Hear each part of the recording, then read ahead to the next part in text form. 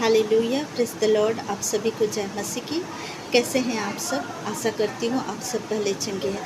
आप सबका इस संगति में स्वागत करती हूँ और प्रभु यीशु मसीह के मीठे और पवित्र नाम से परमेश्वर के प्रेम के चैनल में आपका स्वागत करती हूँ। प्रियो, हम प्रार्थना में जाएंगे, उसके बाद हम वचन में जाएंगे।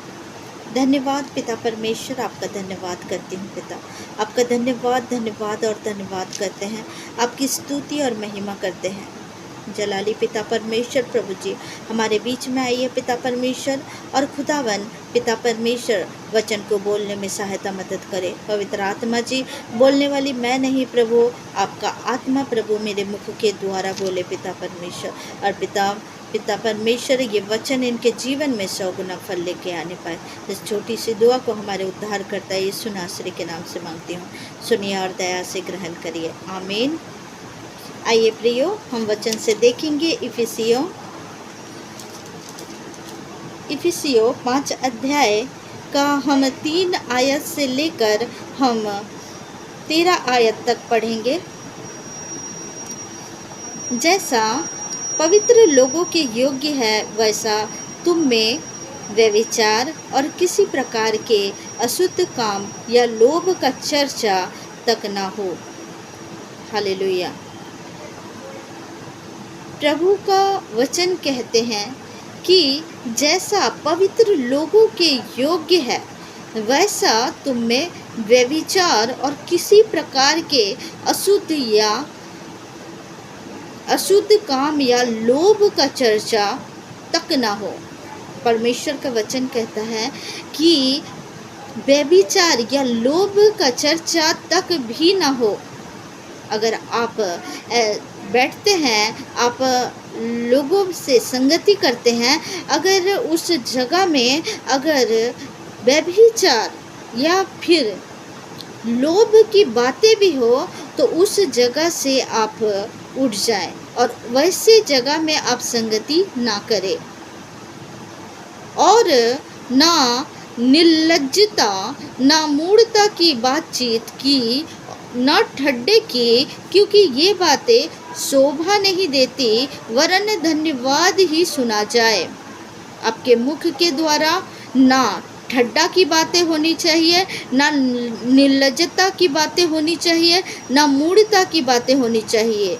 केवल और केवल इस मुख से परमेश्वर का धन्यवाद होना चाहिए। इस तरह की व्यर्थ बातें, व्यर्थ मजाक, ठट्टा, निर्लज्जता की बातें, बुरी बातें, लोगों की निंदा करना, ये बातें ये मुख के द्वारा नहीं होने चाहिए।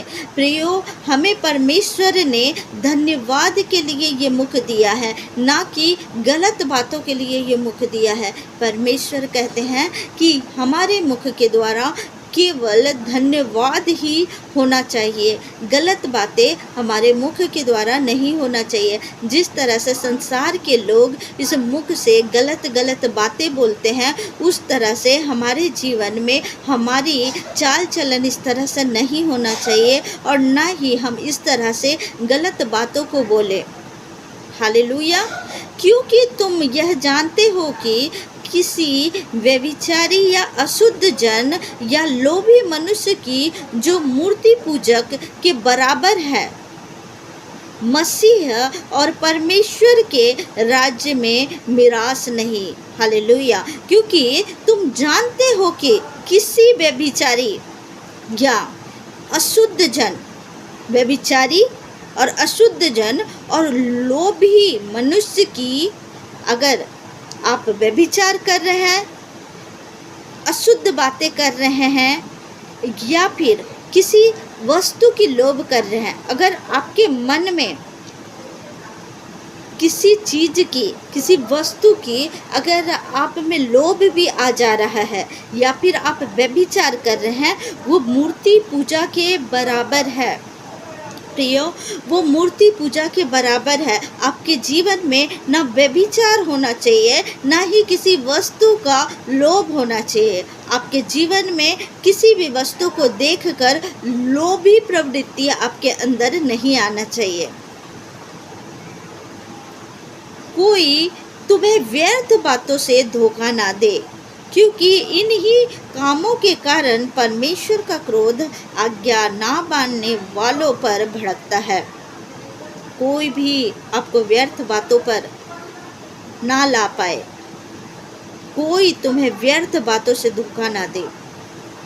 प्रियो, आप धोखा ना खाए, आप ऐसी संगति ना करें कि आप अपने ही विरुद्ध कार्य करें। ऐसे जगह में, ऐसे संगतियों में आप ना बैठे और आप ऐसे व्यर्थ बातों पर धोखा ना दे, क्योंकि इन ही कामों के कारण परमेश्वर का क्रोध आज्ञा ना मानने वालों पर भड़कता है।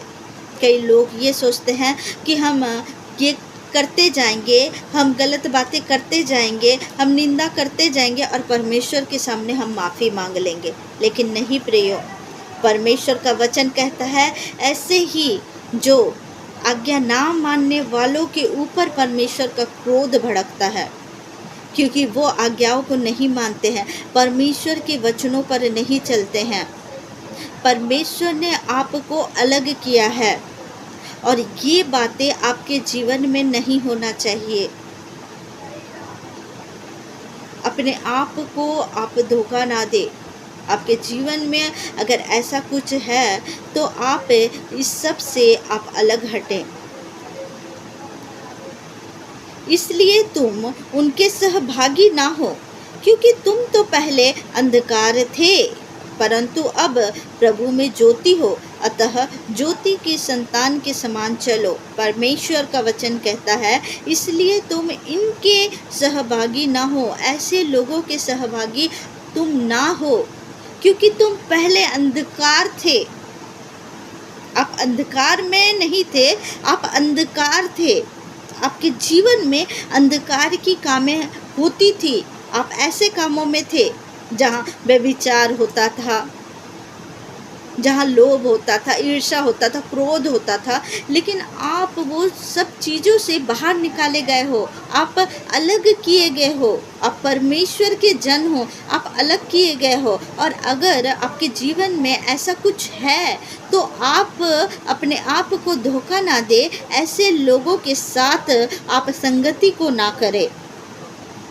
इसलिए तुम उनके सहभागी ना हो, आप ऐसे लोगों के सहभागी ना हो जहाँ ये सब काम होता है, ऐसे लोगों के सहभागी ना हो,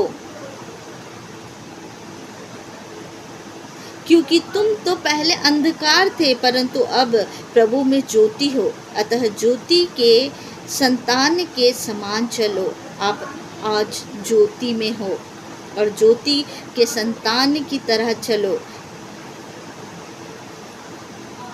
क्योंकि ज्योति का फल सब प्रकार की भलाई और धार्मिकता और सत्य है।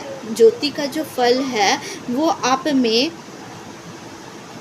भलाई, धार्मिकता और सत्य है। आपके जीवन में भलाई होगा, धार्मिकता होगा और सत्य होगा।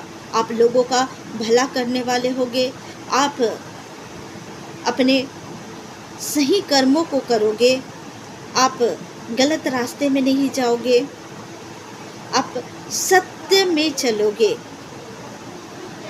अंधकार के हालेलुया। और यह परखो कि प्रभु को क्या भाता है।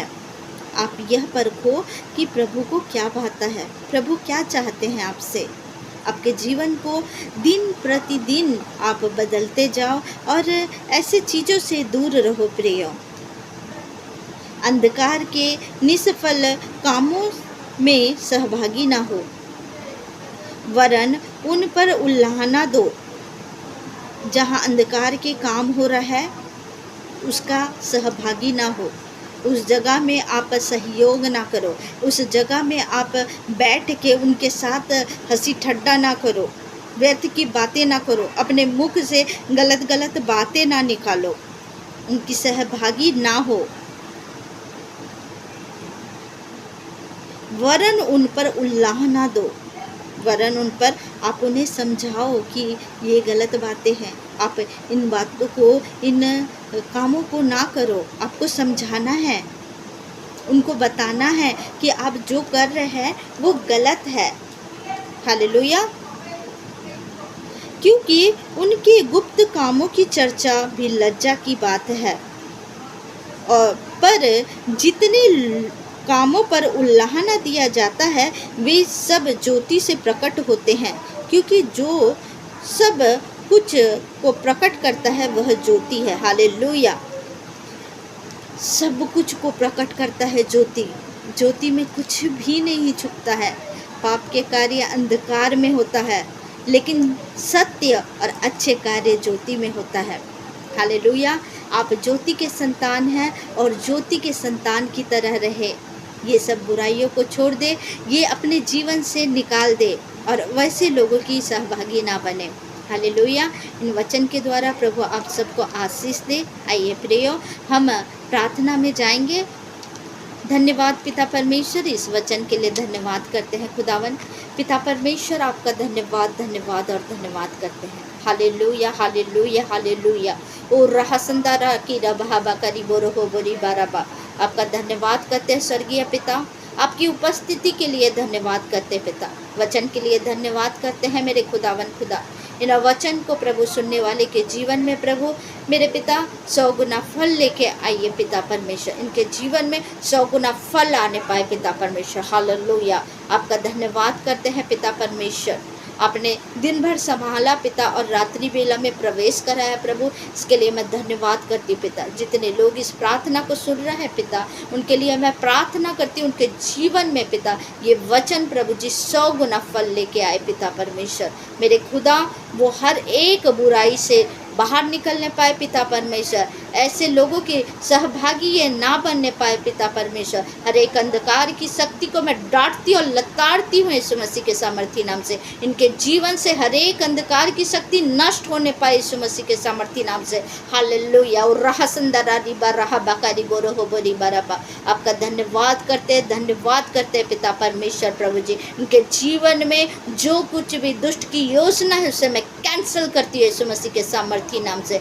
मेरे खुदावन हर एक रोग को मैं डांटती हूँ यीशु मसीह के सामर्थी नाम से। हर एक गंदी दुष्ट आत्माएं, हर एक बदरूहे इनके जीवन से जय यीशु मसीह के सामर्थी नाम से। मेरे खुदा आपका धन्यवाद और धन्यवाद करती हूँ पिता। आशीष और कल्याण की इनके जीवन में घोषणा करती हूँ। हर एक व्यभिचार की दुष्ट आत्मा इनके जीवन से जय यीशु मसीह के सामर्थी नाम से। मेरे खुदा आपका धन्यवाद करती हूँ पिता, और इन भाई बहनों को प्रभु आपके सुरक्षित हाथों में सौंपती हूँ पिता, और इस प्रार्थना को पिता यीशु मसीह नासरी के नाम से मांगती हूँ। सुनिए और दया से ग्रहण करिए। आमीन आमीन आमीन। आप सबको जय मसीह की। God bless you.